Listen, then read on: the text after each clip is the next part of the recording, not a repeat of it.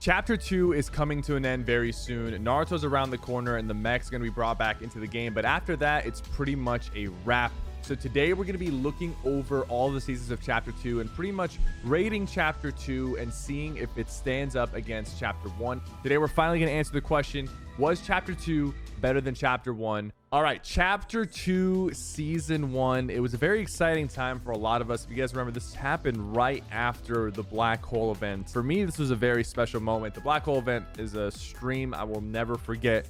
And I'm very excited at the thought of another one coming up very soon. But Chapter 2, Season 1 was pretty much a huge reset for the game. We just went from like all the craziness of Season X into a completely brand new map with some new mechanics like fishing, boats. We had picking up downed enemies. It was a completely fresh start at the game. The only problem with this chapter really is that it went on a little too long. This season actually lasted 128 days. And just to give you some reference, the longest season of Chapter 1 was either Season 7 or 9, and both of those lasted 84 days. And the worst part was that in Season 1, Chapter 2, the only major update we got was the introduction of the harpoon. It was really quite an underwhelming opener. It really ruined the season for me personally. A lot of people at this point in time who were playing Fortnite a lot, guys like Tim the Tatman, Nick Merckx, this is really when they started making that transition over to other games. I do miss the Star Wars mini event and the lightsabers that got added. I think that was a very cool highlight to kind of mix it in with the harpoon. And that's definitely a very memorable moment. And then we ended up doing fashion shows because we were so out of content and bored, but it did kind of spawn this little community driven content, which was fashion shows. And you guys absolutely loved them. I had a fun time doing them, but we did a lot of them because there was really no content. So to wrap that one up, Season 1, Chapter 2 might be one of the worst seasons of Fortnite. So we're off to a rough start, but it does get better. Season 2, Chapter 2. And here's the thing about Season 2, Chapter 2. This could have been one of the best seasons ever. And it also suffered a similar problem of Season 1. It did have a good amount of content, especially in the beginning, but it also lasted 124 days, just 4 days shy of being the longest season ever. They started off strong. They had the mythics, they had the agency, which was a really goated POI. You know, nothing's really going to replace Tilted Towers anytime soon, but the agency came close to being a very, very cool hot drop. The introduction of Midas, Brutus, Sky, all these different NPCs and their unique mythic weapons, decoys, cardboard boxes, the rapid fire SMG, the shark, the grotto, the rig, some pretty good POIs and very memorable POIs. Helicopters also got added, and the battle pass for Season 2, Chapter 2 was actually amazing. We had some really cool iconic characters introduced in this battle pass. So it started off really strong, and this could have been one of the best seasons. The only issue is that we got all this content, and then literally for like 60 or 70 days, there was no content, very little updates. The delays that happened to this chapter kind of tarnished it, in my opinion. It had such a great start, and it had some consistent updates up until a certain point, and then after that, we were just kind of going back to doing fashion shows and waiting for something to change. A lot of damage was done because of the delays, and I know that not all of it could be avoided, but it does hurt. It does hurt to look back and see that the chapter had such a hard and difficult beginning. Now, Season 3, things started to look up a little bit. We actually had a pretty good paced season, 68 days. The water flooded the map. We got the introduction of cars, Coral Castle, my favorite POI. I can't believe it's still been in the game from Season 3 until the end. Fireflies and the fire mechanics started getting introduced. We had some more mythics. The Authority, which is a little bit of a downgrade from the agency, but still a decent like mid place to drop at. The island POIs got introduced. There was the secret boat.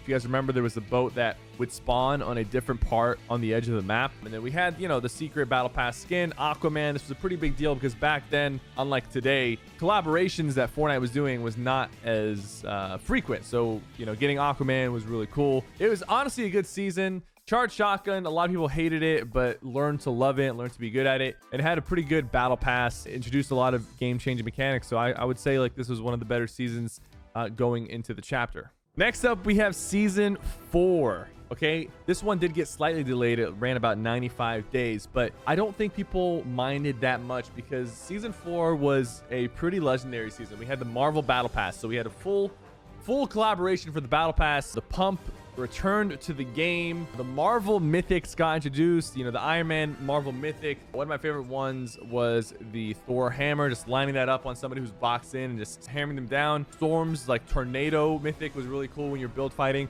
There's a lot of cool moments, a lot of awesome plays that were done. We had the cool Spawn Island, Galactus drones, and mini bosses on the map, the Stark Plains. And let's not forget one of the most amazing mid-season updates. This probably is still the best update to happen mid-season in Fortnite, where the entire map literally got lifted off the ground. We had Stark Industry introduced. We had Iron Man and his Iron Man vehicles.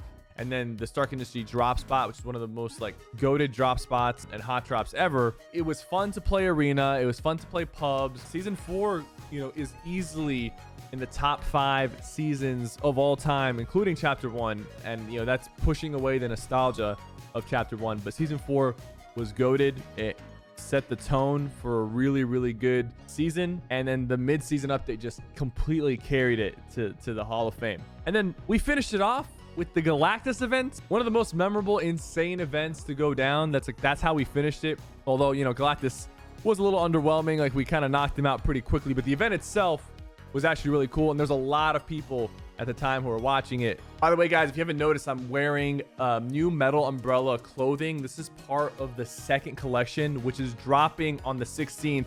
Yes, the same day as Naruto. It just happens to be a coincidence. Go to metalumbrella.com after this video. Sign up for the mailing list. You're going to get a 10% discount code. You can actually go look at the second collection and just see how cool of a job we did putting it together. Thank you guys so much for all the support on Metal Umbrella. All right, now we go into season 5. So this was a season where our good friend Agent Jonesy went into different realities and brought over a bunch of people. Master Chief got brought in, did a bunch of different collaborations. Of course, one of my favorite collaborations, a Street Fighter collab introducing one of my favorite characters, Chun-Li. But yeah, we had a lot of fun season 5 initially, and it had a really good start. Decent battle pass, cool skins. We had the anime skins. They brought planes back during the winter, and I think they did a really good job with planes because they were slightly nerfed, not overpowered. The Dragon Shotgun, very fun weapon to use. The lever action made introduction, and lever action was kind of adored at the time, mainly because there wasn't pumps in the game. But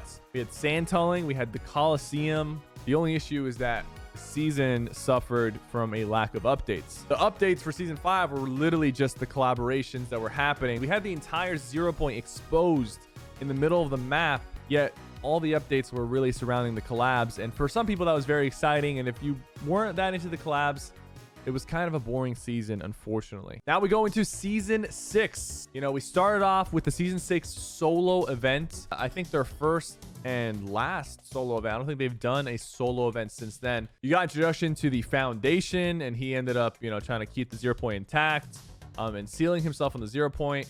Then you had wildlife, you had crafting introduced, which was a good addition to the game, except the makeshift weapons were not a good addition. The crafting system was cool. I'm glad it's still around.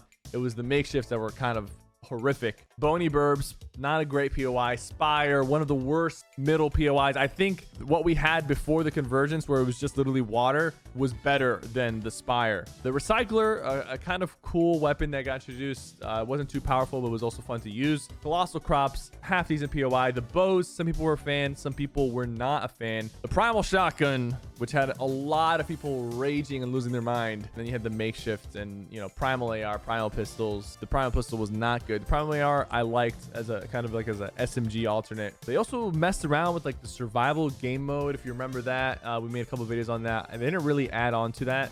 But season 6, in my opinion, was probably one of my least favorite chapter 2 seasons. There was not a lot of updates, and I was not a fan of the map. I just did not like Bony Burbs. I didn't like the primal POIs, and nothing really changed in terms of the map from the beginning of season 6 until the end. Definitely put this either in last place or second last place. Season 7. This season is actually probably my top 3 or even top 2 for season 2. We had UFOs, which were overpowered, but actually kind of a fun type of overpowered in my opinion. The abduction minigame, where you can get some good loot going through the abduction minigame, which gave you an alternate way to play the match. The railgun, really powerful weapon, and ended up getting removed from arena, but stayed in pubs, and I had a lot of fun using the railgun and the recon scanner. Prop gun was fun. We had some fun videos doing that. Ariana Grande concert, you know, great concert. Some people say it wasn't as good as the other concerts. I think it was still a fantastic concert. Then there was a pretty decent battle pass for season 7, and the end of season event was actually extremely cool and set up for pretty much the end of chapter 2. So we had a lot of story progression. We were getting stuff and map changes and new weapons pretty consistently.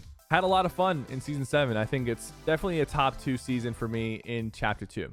And then we get to follow it up with season 8, and season 8 has had a great start. I think the Kevins on the map is awesome. It brings back some nostalgia from the old chapter. There wasn't a lot of changes in the beginning. A lot of people were calling season 8 season 7.5, but low-key in the past month it's picked up, and we have been getting consistent updates week to week, consistent changes week to week. Sideways zone was introduced, sideways weapons. Some of them were weak but recently got buffed and are now actually a lot better. The caretaker, completely insane monster to add to the game. The scythe, an actual, you know, usable melee weapon. And they introduced the concept of voting. We kind of had some community control on things that we could bring into the game and things that we could vote for. And then, you know, that stirred up some controversy, but of course that's bound to happen. It's still fun to see that we have some sort of control over what we bring into the game. We have some options. And then, you know, Naruto is coming out on Tuesday, confirmed 100%. Probably my favorite collaboration to date. Actually, not probably. This is definitely going to be my favorite collaboration ever in Fortnite. And it's coming out on Tuesday. And then the mechs are coming back, and it's going to get crazy because this is the last season of the chapter, and we're probably gonna have some crazy end of season events.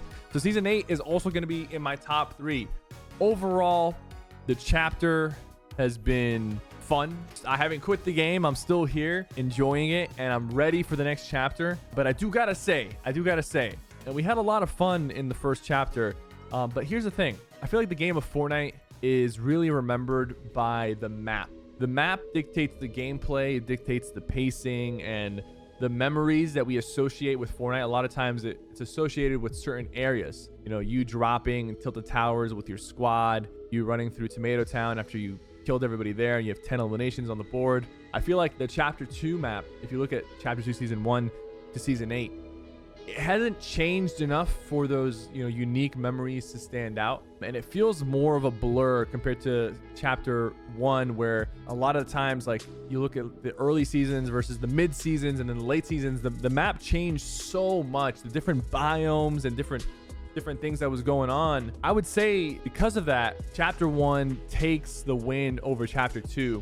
And I'm saying that without the nostalgia playing into it, because chapter 2 had some amazing seasons and did things that chapter 1 could never and has never done. Chapter 3 has a lot to learn from chapter 2, and I think if they go back to a little bit of the formula where there are significant biomes and map changes and gameplay changes that keeps the game fresh, chapter 3 could end up dethroning chapter 1, and we will find out next month, and I'm going to be sure to cover it all. So be sure to subscribe to this channel and turn on notifications so you don't miss an upload. Thank you guys so much for watching.